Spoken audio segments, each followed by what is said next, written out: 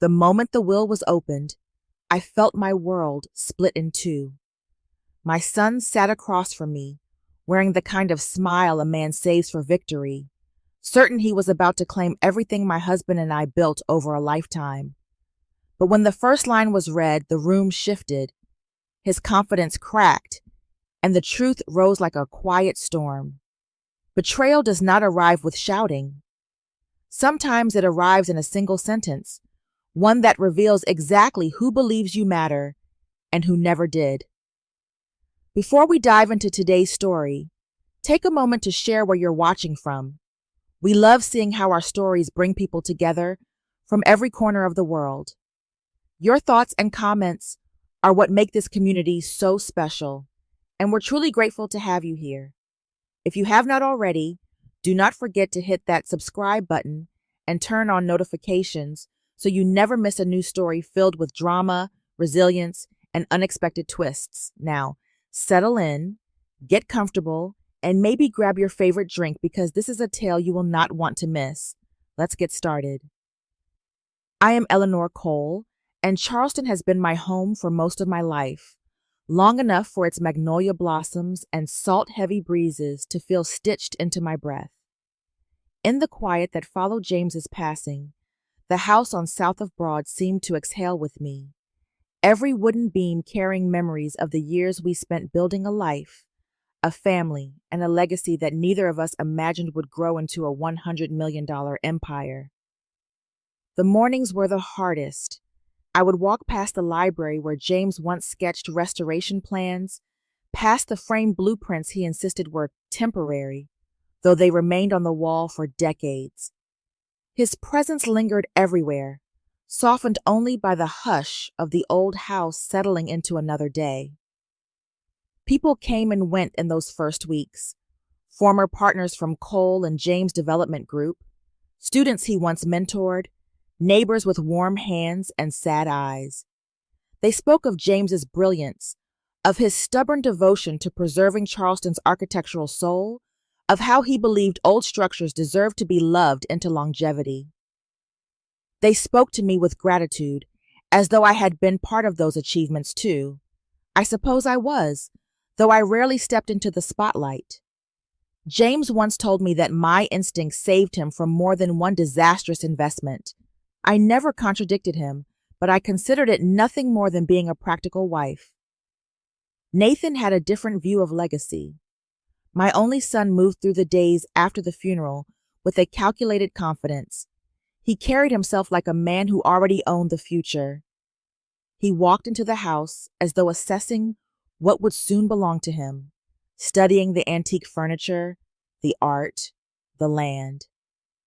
His wife, Lila, followed beside him with the polished poise of Charleston social circles, her gaze lingering a bit too long on the silver and portraits. Nathan spoke boldly about restructuring the company, about modernizing the business model once everything was in his hands. Dad always said I would take over, he insisted more than once, speaking to anyone who would listen. I never corrected him. Grief makes people reach for certainty, and he was clinging to the only version of the future he understood. Still, there was a distance between us he did not see. I had watched him grow into a man who preferred shortcuts to craftsmanship, who admired wealth more than purpose. He inherited James's charisma, but not his patience, and certainly not his reverence for the history woven into Charleston streets. I worried he might hollow out the legacy that had taken decades to build. It was a quiet worry, folded deep into the corners of my mind, but it had been there long before James died. I found solace in daily rituals, watering the magnolias, reading in the sunroom, walking along the waterfront where James once proposed to me. On one such afternoon, Evelyn Price, our family lawyer of 40 years, called. Her voice carried a weight that told me she had been rehearsing her words. "Eleanor," she said gently, "I need you to come by the office on Friday. There is something James left for you." I felt a subtle shift inside me, a tightening beneath my ribs. She offered nothing more, and I did not ask. Some messages are not meant for the telephone.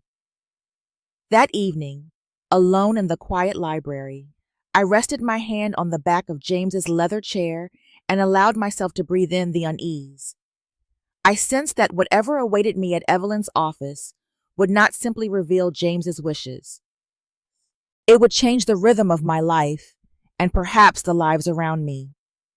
Outside the window, the harbor glimmered under the last light of day, calm and indifferent, as though the world already knew what I had yet to learn.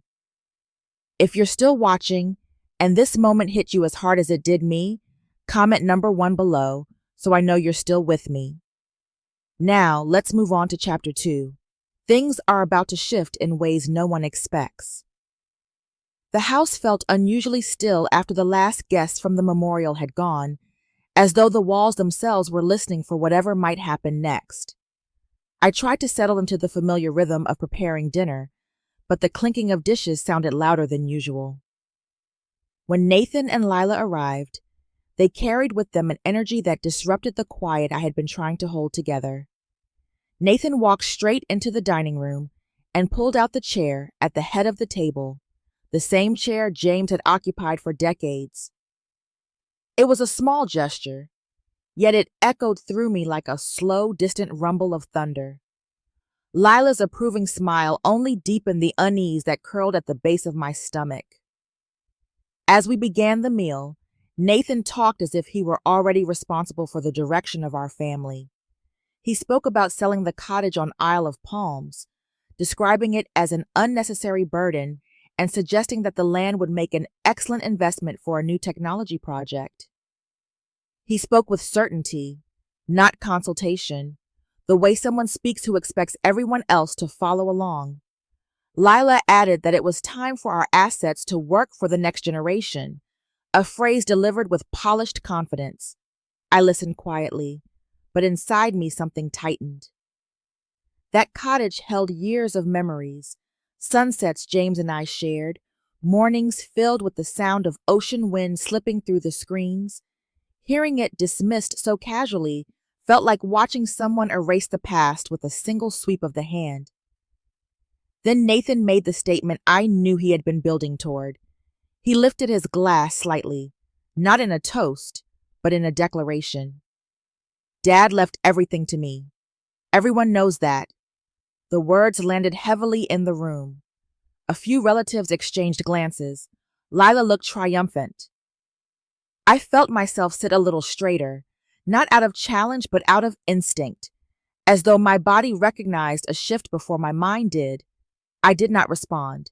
Silence has its own power, and in that moment mine was the only thing I could trust. After dinner, when the house returned to its natural hush, my phone rang. It was Evelyn Price. She had known James and me for more than 40 years, had watched our family grow and change, had guided us through legal matters with a steadiness that never faltered. Her voice tonight held something different, something she did not name, but could not disguise. She asked me to come to her office on Friday because there was something James had left for me. She said nothing more, yet the weight of her words settled into me like sand slowly filling the bottom of an hourglass. I thanked her, and she let the silence speak for the rest of the conversation. Some truths require a closed door and a steady breath. Later, I found myself standing alone in the library, the dim lamplight brushing the spines of the old books James loved. I ran my hand along the back of his chair, remembering how he used to lean back with a pencil between his fingers, sketching ideas that blended imagination with history. I wondered what he had wanted Evelyn to give me. I wondered why he had kept it from me until now. My reflection in the window looked older than I felt, a woman suspended between what she thought she knew and what she feared she was about to learn. Outside, the magnolia leaves shifted in a faint breeze. The harbor beyond the rooftops glimmered under the last hints of twilight. Something was coming.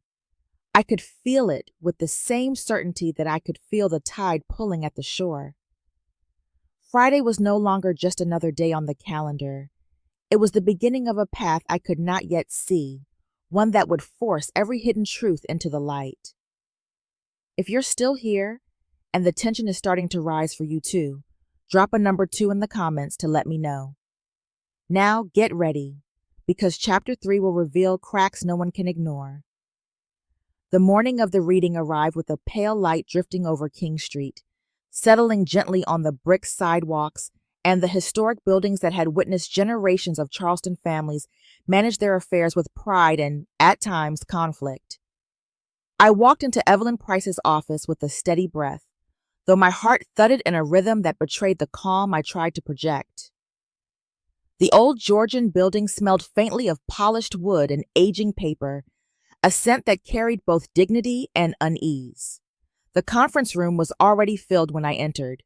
Nathan stood near the window in a posture that suggested ownership rather than anticipation, while Lila sat beside him with a poised stillness that seemed practiced.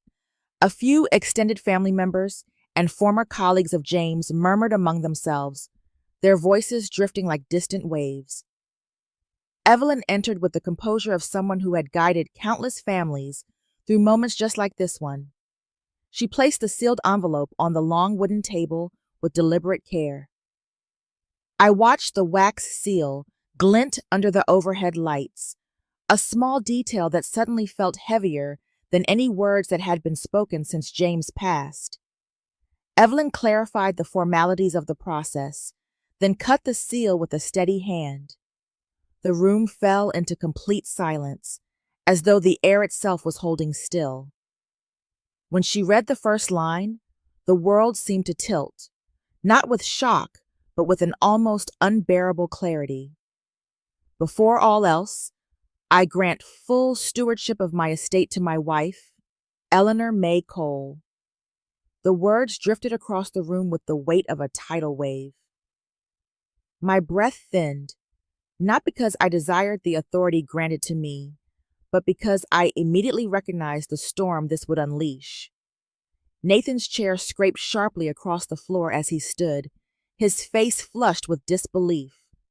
Lila tightened her grip on her handbag, her jaw locked in controlled outrage. The relatives leaned forward, absorbing the moment with an uncomfortable curiosity. Evelyn continued reading. The entire estate, valued at $100 million, had been placed into the Cole and James Legacy Trust. I was named the sole trustee, with full discretion over all decisions. Nathan was designated only as a conditional beneficiary. The air thickened as the implications sank in. Nathan stepped toward the table, his voice low but sharp as he questioned how this could be possible. I felt his anger pulse through the room, but I remained still, anchored by something deeper than certainty. Then unexpectedly, a relative mentioned that James had visited a medical office on Seabrook Island during his final weeks and had signed an important document. The phrase ignited Nathan like a match to oil. He seized on it immediately, insisting that this mysterious document must be the real expression of James's intentions. The room swelled with murmurs, tension coiling like a storm cloud ready to burst. When the meeting adjourned, Nathan left without looking at me. Evelyn placed a gentle hand on my shoulder, her voice steady as she told me that challenges would come. I stepped outside into the bright Charleston sunlight, yet the warmth did nothing to ease the chill that settled in my chest. I understood then that the reading of the will was not the conclusion of grief, but the beginning of a conflict that would test every bond I had left. If you're feeling the pressure building and you want to see where this leads, comment number 3 below. Let's keep going. Chapter 4 is where the storm truly begins. I left Charleston the morning after the will reading, not because I wanted distance from the chaos Nathan had unleashed, but because I needed a place where my thoughts could breathe. The drive to Isle of Palms carried me over long bridges where marsh water reflected the pale winter sun, and each mile felt like a necessary shedding of noise. When I reached the cottage that James and I had spent countless weekends renovating, I unlocked the door with a familiar heaviness, as though memory itself waited on the other side. The air inside carried the gentle salt of the coast, mixed with the faint cedar scent from the trunk James had built years before. I set my bag down and walked room to room, touching the wooden frames, the shelves, the lamps he insisted were essential, even though they never matched. Here, no one argued, no one accused. Here, I could listen to the quiet and let it tell me what grief had drowned out. For a long while, I sat in the living room, hearing only the waves and the occasional groan of the porch settling. After enough time had passed for my pulse to steady, I went to the storage room at the back of the cottage. It was a narrow space with dusty windows and boxes stacked along the walls. I opened a cedar trunk and found a small stack of envelopes tied with twine. Most were old receipts or sketches from James's architecture days, but underneath them lay a letter in his handwriting addressed to Evelyn. Something inside me tightened, the kind of tension that is not fear, but the anticipation of truth. I unfolded the letter with the slow care of someone afraid it might crumble.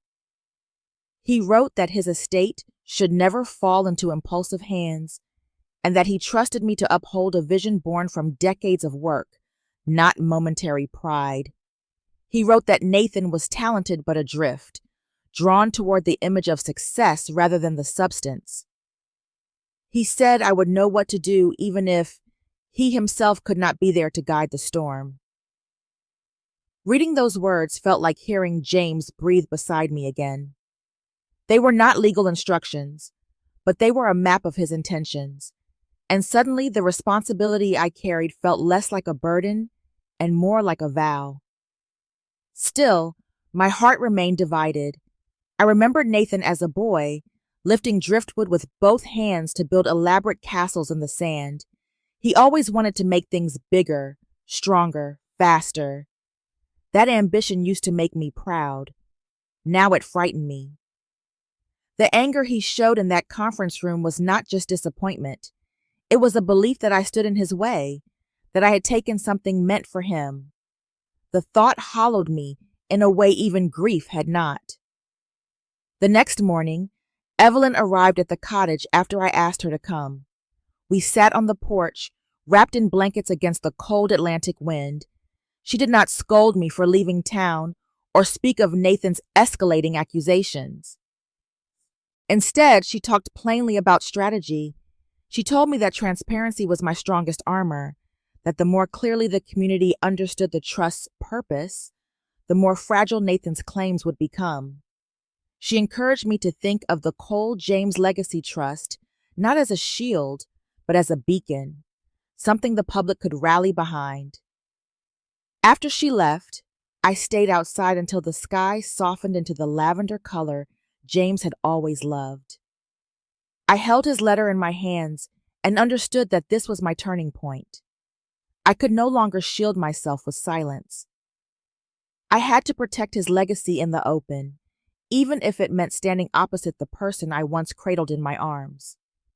When I drove back toward Charleston the next morning, the horizon felt sharper, as though the storm had finally taken shape. I was no longer running from it. I was driving straight into it. If you're still watching, and this story has you hooked, leave a number 4 in the comments so I can tell you're following every twist. Now, let's move on to Chapter 5, where everything starts to unravel. The morning I returned to Charleston felt heavier than the days before it. The winter air clung to the streets like a warning, thick with the tension I could almost taste as I walked toward Evelyn's office. People moved past me on King Street with the unhurried rhythm of a city that believed it had seen everything. Yet I knew my world was about to rupture in a way none of them could imagine. Rumors had already spread through the community, whispering that Nathan planned to dismantle the will, expose fraud, and reclaim what he believed was rightfully his. Every step toward that red brick building felt like a step toward an inevitable storm. Inside, the conference room was full again. Relatives sat rigidly, whispering judgments behind polite expressions. Some avoided my eyes, unsure of which side history would favor. Nathan stood near the far end of the table, and the moment he saw me, a flicker of hostility sharpened his face. Lila hovered behind him, elegant and composed, yet her stillness held a rehearsed fragility that suggested she had chosen her role in this unfolding drama.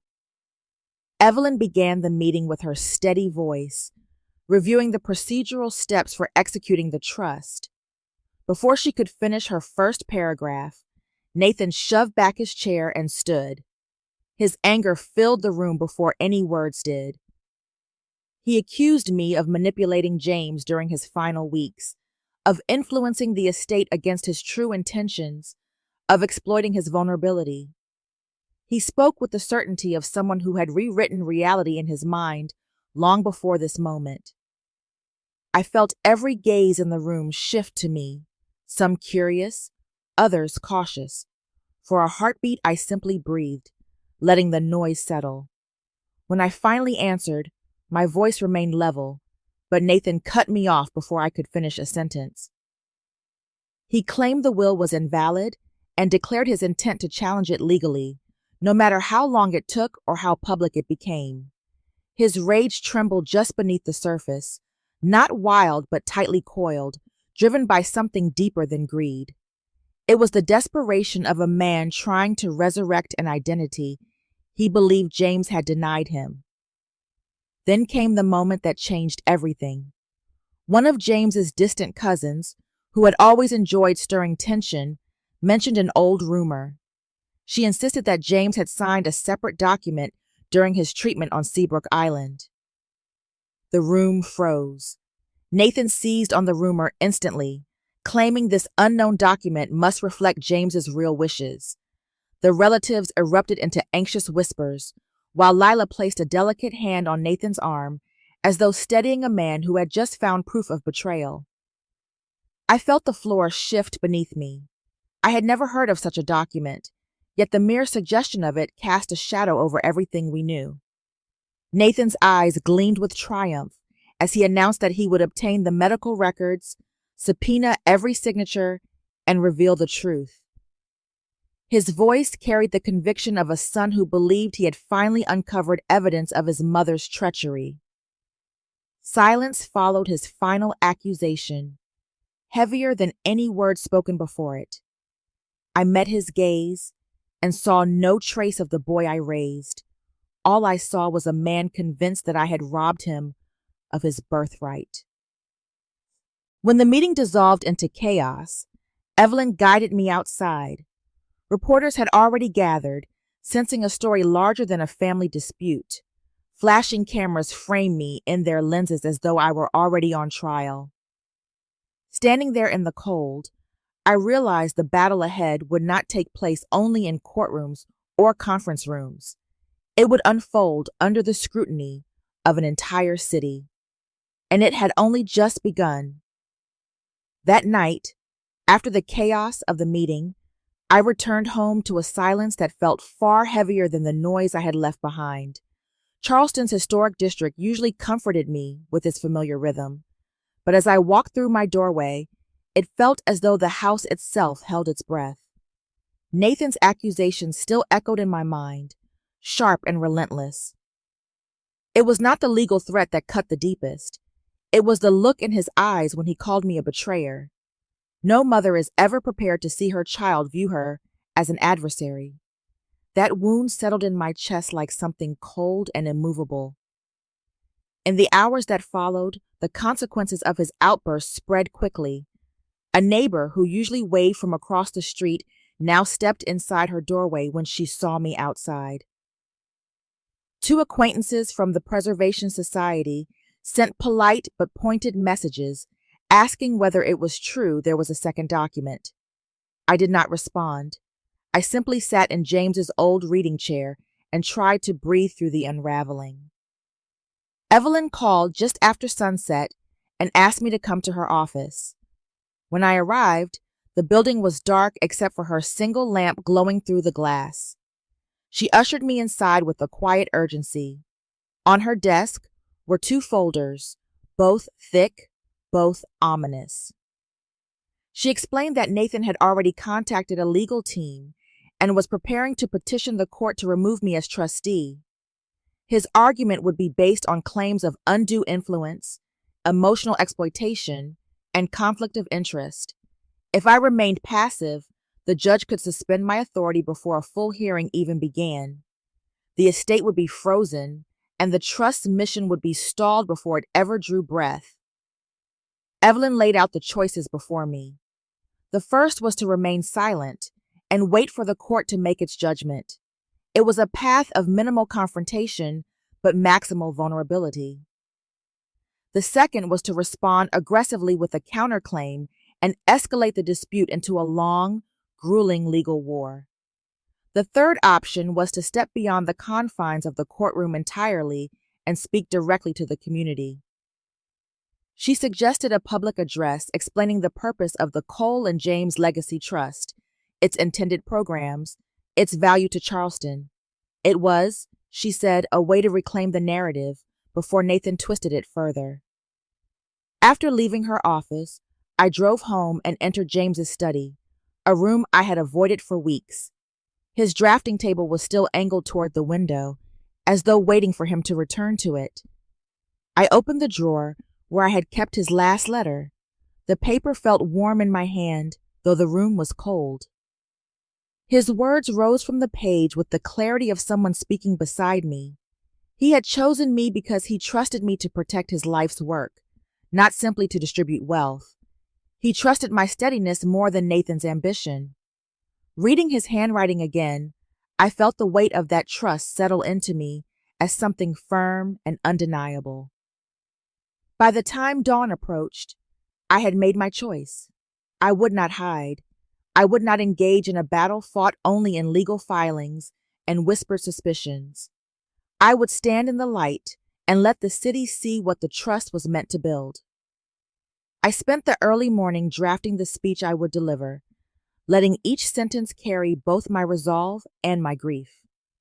The press conference would be held at Charleston City Hall, the same place where James once received an award for his architectural work. As I looked out the window at the first pale streaks of sunrise reflecting on the river, I felt something shift inside me. The storm was coming, but I was no longer afraid to face it. If you're still with me after that turning point, comment number 6 below so I know you're ready for what comes next. Now, let's step into Chapter 7, where the consequences finally take shape. In the days that followed, the consequences of Nathan's eruption spread across Charleston like dye seeping into clear water. By the end of the week, the Charleston Herald published an article with a headline crafted to stir curiosity and suspicion. It described the battle for a $100 million legacy and suggested, without stating directly, that I might have influenced James during his final weeks. The article carried no evidence, but it did not need any. It planted doubt with the quiet precision of a seed dropped into fertile soil. When I walked to the market on Broad Street, I noticed people glancing away, whispering when they thought I could not hear. Their hesitation pressed against me, but I tried to remind myself that their knowledge was limited to rumor, not truth. While the city speculated, Nathan felt the impact of his own choices. Several investors withdrew from projects he had been promoting, citing concerns about potential legal entanglements and reputational risk. A colleague who once praised him as a visionary now declined his calls.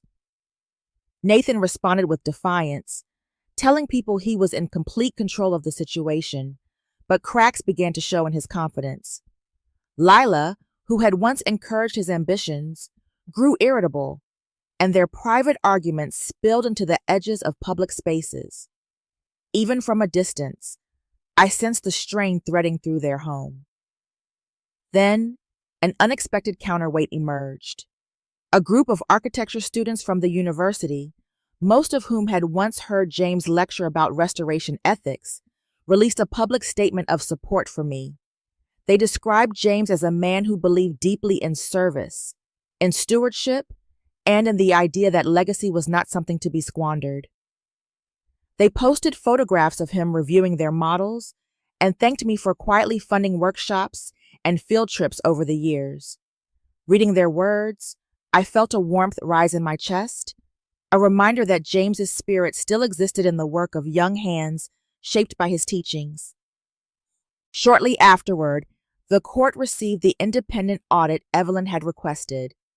The numbers confirmed what I already knew. The trust was clean, its accounts meticulous, and no trace of misconduct could be found. The judge lifted the temporary restriction on the trust's operations, allowing me to proceed with the early stages of the scholarship program. The decision felt like a brief clearing in a storm, but I knew it would provoke Nathan, and it did. His frustration hardened into a sharper, more determined anger. The personal cost of all this became clearest within my own family. My grandchildren stopped visiting, their absence explained by Lila with a clipped message saying it was best to wait until everything settles. I did not fault the children, but the silence of their laughter in my home left an ache I could not shake. In the evenings, I sat alone in the parlor, studying old photographs of Nathan as a boy, trying to understand how distance had widened into hostility. The shift in the battle deepened when a new player entered. A technology investor from Miami contacted Nathan and offered to finance his legal efforts. In exchange, he wanted access to properties within the trust for future coastal development. Nathan agreed, believing he had finally found the leverage he needed. He did not see that he was aligning himself with someone who valued opportunity far more than family. I did not yet know about this alliance, but I felt a change in the air, an acceleration in the conflict. As I looked out my window one quiet night, the city lights reflecting off the darkened streets, I understood that the hardest part of the journey was still ahead, and retreat was no longer possible. In the quiet that followed the recent storm, I found myself moving through Charleston with a new awareness. The city that had once felt like a calm harbor now carried the residue of courtroom whispers and public speculation, yet beneath that, I sensed an unexpected shift. The audit had cleared the trust, and a small but steady circle of supporters had begun to speak up. Their encouragement did not erase the weight on my shoulders, but it offered enough light to see the path ahead. I understood now that the conflict had outgrown the boundaries of my family. A larger force had stepped into the shadows, influencing Nathan in ways I had not originally imagined. One afternoon, after a long call with Evelyn, I sat at my kitchen table surrounded by documents, knowing that the Cole and James Legacy Trust needed stronger protections than what James and I had originally envisioned. The trust was sound in its intentions, but its structure left room for manipulation by people who valued profit above preservation. If I truly wanted to safeguard what James had built, I needed to fortify it against every possible angle of attack. The responsibility felt immense, but the clarity of purpose steadied me.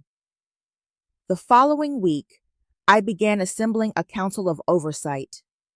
I met with a renowned architectural preservationist who had collaborated with James on several restoration projects. He agreed to join without hesitation, his respect for James evident in every word he spoke.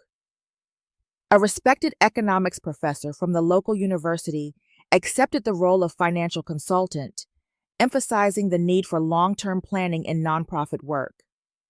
A representative from the Gullah community, known for her dedication to cultural preservation, offered her voice to ensure the trust served more than just historic buildings. I added a legal expert in estate management and a leader from a nonprofit organization that had often partnered with James. Together, these 5 individuals formed a circle of guardians who could protect the trust from misuse.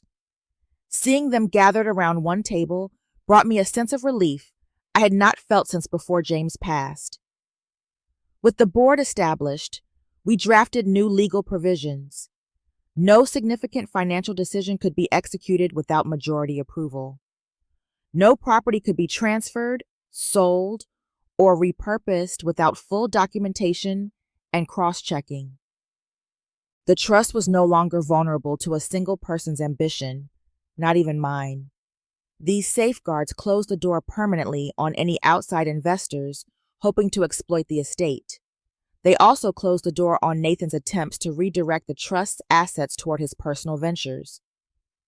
When the investor from Miami learned of these changes, he withdrew from Nathan entirely. He severed communication, leaving Nathan without the financial backing he had depended on. The collapse of that alliance forced Nathan into a corner he could no longer deny. With the mounting pressure and diminishing resources, he finally agreed to a formal settlement. He withdrew his accusations and accepted a structured allowance, along with a requirement to attend financial counseling. When he signed the documents, his hand trembled slightly. The sight stirred something bittersweet in me. I felt sorrow for the man he had become, but also relief that the battle was ending. After leaving the courthouse, I stood on the steps for a long moment, letting the cool afternoon wind move around me. The conflict was not entirely behind us, but its sharpest edges had softened. The trust was safe, its future clearer than it had been in months. As I looked across the city James loved so dearly, I understood that healing would come slowly. Even so, I felt myself taking the first step toward it. If you're still watching and feeling the weight of every revelation, drop a number 8 in the comments. Now, come with me into the final chapters. This is where the truth delivers its final blow. In the weeks that followed the settlement, the Cole and James Legacy Trust began to take on a life of its own. What had once been a fragile structure caught in the crosswinds of accusation and doubt was now a growing institution with clear purpose and steady momentum. The scholarship program opened its first round of applications, and the response from architecture students across South Carolina was overwhelming. Many wrote about their admiration for James, how his work had inspired them long before they ever imagined stepping into a studio. Reading through their letters, I felt something in me ease for the first time in many months. The turbulence had not been for nothing. The Oversight Board worked diligently, meeting twice a month to shape long-term plans for preservation efforts throughout Charleston. They evaluated historic sites in danger of deterioration, created partnerships with restoration groups, and drafted proposals to bring new life to neighborhoods that held architectural heritage. Their professional expertise complemented one another in a way that felt almost orchestrated. Watching them collaborate reminded me of James's meticulous approach to every project. He would have appreciated the precision and the heart each member brought to the table. At home, my days resumed a quieter rhythm. I tended to my magnolia trees, restored old family linens, and resumed the morning walks that had once anchored me. The house no longer felt haunted by conflict. Instead, it felt returned to itself, steady and familiar. Occasionally, I visited the cottage in Isle of Palms. The ocean carried the same scent of salt and wind that James loved, and being there felt like visiting a memory made tangible. I would sit on the porch in the late afternoon and listen to the water, imagining him sketching beside me as he once did. The ache of loss had softened, leaving behind a warmth I carried home with me. News of Nathan's departure from Charleston reached me quietly. He had decided to spend some time out of state, hoping to rebuild his career and regain a sense of direction. I knew the distance was necessary, even healthy, though it left me with a lonely sort of ache. Still, there was a gentler tone in his last message to me, a brief acknowledgement of the work I was doing, and a promise to call again soon. It was not reconciliation, but it was a beginning, and beginnings often require patience. Meanwhile, the trust's impact drew the attention of the wider community. Articles appeared highlighting the preservation work underway, and the tone was no longer speculative or suspicious. Instead, journalists described the trust as a stabilizing force in the ongoing effort to protect the architectural soul of Charleston. I received handwritten letters from families whose homes were being restored and from students who hoped to change the world through design. Their gratitude came not because of me alone, but because they felt connected to a vision larger than themselves. The culmination of these efforts came on a clear spring morning when I attended the graduation ceremony for the first group of architecture students who had received grants from the trust. The campus lawn shimmered with caps and gowns, and sunlight broke through the oak branches with a gentle radiance. When one of the students stepped forward and spoke about how the scholarship had allowed her to pursue her passion without fear of financial burden, her words pierced me deeply. She thanked the trust for believing in the potential of young architects. In her gratitude, I heard echoes of James, felt his presence in the way the audience applauded. After the ceremony, I walked through the historic streets as the breeze carried the scent of blooming jasmine. Charleston felt different now, not because the city had changed, but because I had.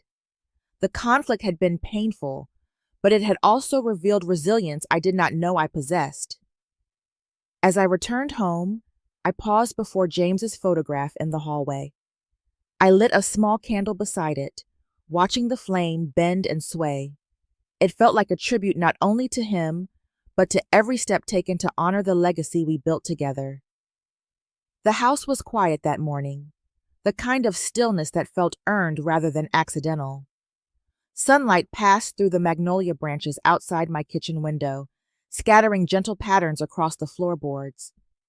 I stood there, with a cup of tea warming my hands, and realized how different the silence felt now. It was no longer the silence of grief or strain. It was the silence of a life returned to its rightful owner. For the first time in years, I felt entirely present within my own skin. I spent much of the morning reading the newest report from the Ellington Legacy Trust. The Scholars Program had doubled its recipients. 3 restoration projects in the city were underway, breathing life back into historic streets that once shaped me and James. Every line of the report felt like a continuation of the promise he asked me to keep. Protect the dream. The weight of those words no longer frightened me. They steadied me. A letter arrived just before noon, addressed in careful handwriting. It was from Eleanor Shaw, the young woman who had spoken so bravely at the ceremony months before. She wrote about her studies, her desire to honor James through her work, and the responsibility she felt to give beauty back to the world. She closed by thanking me for choosing to believe in young people who carried no power but carried hope. The letter rested in my hands long after I finished reading it. I felt something inside me loosen, as if all the years of fighting finally had a place to settle. Later that afternoon, Nathan called. His voice was different, quieter. He did not apologize fully, but he spoke about reevaluating his choices and wanting to visit during the summer. It was not reconciliation, not yet, but it was a beginning built on something more honest than entitlement. I accepted the small offering for what it was, a chance. Before sunset, I walked to the overlook above the river with a copy of James's old letter tucked into my pocket. I read it again beneath the shifting colors of the sky. The words no longer felt like a burden. They felt like recognition. I had protected what mattered. I had found myself again, and in that quiet, I understood that my legacy was no longer tied to the fortune or even the trust. It lived in my choices, in my steadiness, and in the truth that no one could reduce my worth again. In the quiet that follows upheaval, there is a moment when the heart finally understands what survival truly means. It is not the absence of loss or betrayal, but the quiet strength that rises after both have taken their toll. Sometimes the greatest victories are the ones fought within, where dignity is reclaimed and worth is no longer negotiated. And when the dust settles, what remains is the simple truth that legacy is not built from wealth, but from the courage to protect what is right, even when it comes at a cost. Healing does not erase the past, but it allows the future to breathe again. Thank you for watching and sharing this journey. If the story moved you, I would love to hear your thoughts. Feel free to leave a comment, follow the channel, and subscribe so you never miss the next story. Your support truly means everything.